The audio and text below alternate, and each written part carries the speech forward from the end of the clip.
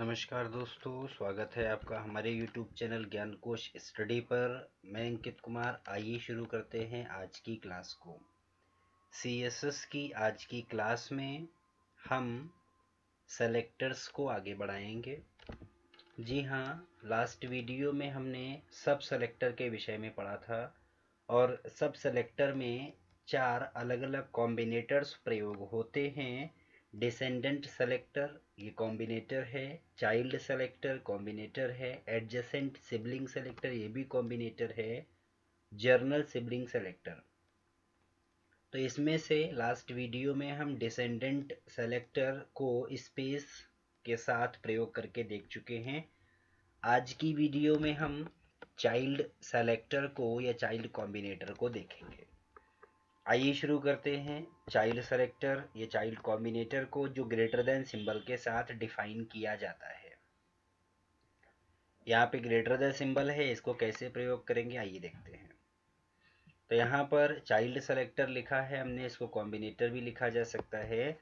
जैसे कि descendant selector हमने पढ़ा था, तो डिसेंडेंट सेलेक्टर इसलिए प्रयोग होता है क्योंकि वो पेरेंट के अंतर्गत आए हुए चाइल्ड की या पेरेंट एलिमेंट के अंतर्गत आए हुए चाइल्ड एलिमेंट की फॉर्मेटिंग करता है। ऐसे ही चाइल्ड सेलेक्टर भी है जो यहाँ पे लिखा है और सिंटैक्स के द्वारा हमने बताया भी है कि फर्स्ट एलिमेंट पेरेंट एलिमेंट है, सेकंड एलिमेंट जो है वो उसका चाइल्ड एलिमेंट है। तो CSS का जो चाइल्ड कॉम्बिनेटर है उसका उपयोग HTML एलिमेंट के जो भी चाइल्ड एलिमेंट हैं उनकी फॉर्मेटिंग करने के लिए यूज़ होता है। वो चाइल्ड डायरेक्ट चाइल्ड होने चाहिए। डायरेक्ट चाइल्ड का मतलब है कि जैसे हमने उदाहरण के तौर पर यहाँ पर लिया है या देखा है कि OL हमने लिस्ट बनाते हैं OL से और उसका डायरेक्ट चाइल्ड है LI। इस प्रकार HTML के जो एलिमेंट हैं उनके चाइल्ड एलिमेंट की फॉर्मेटिंग के लिए चाइल्ड कॉम्बिनेटर या चाइल्ड सेलेक्टर के नाम से इसको प्रयोग किया जाता है। सिंटैक्स हमने लिया है जिसको अभी मैंने बताया है। एलिमेंट 1 पहला एलिमेंट है, दूसरा एलिमेंट जो है वो पहले एलिमेंट से संबंधित है और उसके बाद स्टाइल प्रॉपर्टीज हैं। आइए इसको उदाहरण के माध्यम से समझते हैं। यहाँ पर चाइल्ड कॉम्बिनेटर का हमने पहला उदाहरण लिया है। इस पहले उदाहरण में हमने OL डिफाइन किया है और कॉम्बिनेटर का प्रयोग किया है, फिर LI दिया है। मतलब जो OL है वो पेरेंट एलिमेंट है HTML का और LI जो है वो उसका चाइल्ड एलिमेंट है। तो यहाँ पर डिफाइन की गई जो भी फॉर्मेटिंग है, कलर है, बैकग्राउंड कलर है, पैडिंग है, इनका प्रभाव चाइल्ड एलिमेंट पर पड़ेगा। यदि हम इसको डिसेंडेंट बना देते, ये वाला कॉम्बिनेटर हटा देते, तो सभी LI पर इसका प्रभाव पड़ता। हमने चाइल्ड सेलेक्टर को रखा है, चाइल्ड कॉम्बिनेटर लगाया है, तो उन्हीं LI पर इसका प्रभाव पड़ेगा जो OL के चाइल्ड हैं। देखिए यहाँ पर हमने OL दिया है, OL के नीचे LI में पब्लिकेशन लिखा है और पब्लिकेशन LI के बाद हमने फिर UL डिफाइन किया है।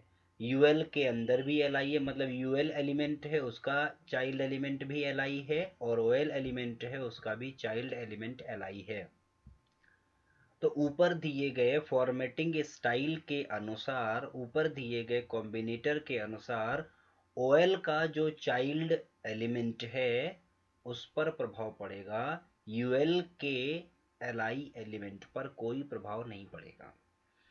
तो कलर ब्लू पैडिंग 5 पिक्सल की और बैकग्राउंड कलर पब्लिकेशन में आएगा क्योंकि ये OL का चाइल्ड एलिमेंट है, और ज्ञानकोश में आएगा और कंप्यूटर्स में आएगा। जो हमने UL के अंदर C लैंग्वेज IT टूल्स दिया है इसके अंदर उसका प्रभाव दिखाई नहीं देगा। ये पहला उदाहरण है। आइए देखते हैं दूसरे उदाहरण को।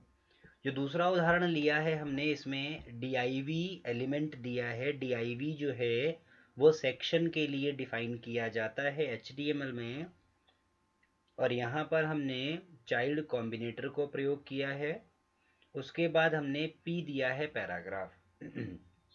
मतलब DIV सेक्शन का जो चाइल्ड एलिमेंट है वो P है, या DIV सेक्शन के अंदर P को चाइल्ड एलिमेंट के रूप में डिफाइन किया जा सकता है। तो यहाँ पर हमने DIV लिखा है और DIV के अंदर एक P पैराग्राफ दिया है और एक उसके बाद दिया है। अब देखेंगे कि DIV के अंदर आ रहा है तो अंदर वाली लाइन पर इसका प्रभाव पड़ेगा और उसके बाद वाली लाइन पर उसका प्रभाव नहीं पड़ेगा। तो इसीलिए कहा जाता है उसके डायरेक्ट चाइल्ड होने चाहिए, तभी वो काम करता है। आइए दोनों उदाहरण को वन बाय वन हम देख लेते हैं। हमने पहला उदाहरण यहाँ पर लिया है और पहले उदाहरण को हम यहाँ पे इसके कोड को कॉपी कर लेंगे और हम आपको इसको रन करा के दिखाएंगे ताकि इसका अंतर आपको समझ में आ सके। कॉपी करके नोटपैड फाइल को ओपन करेंगे, एडिट मेन्यू में जाकर हम यहाँ पर इसको पेस्ट कर देंगे, फाइल को सेव करेंगे अपने डेस्कटॉप पर और नाम देंगे हम यहाँ पे child1.html।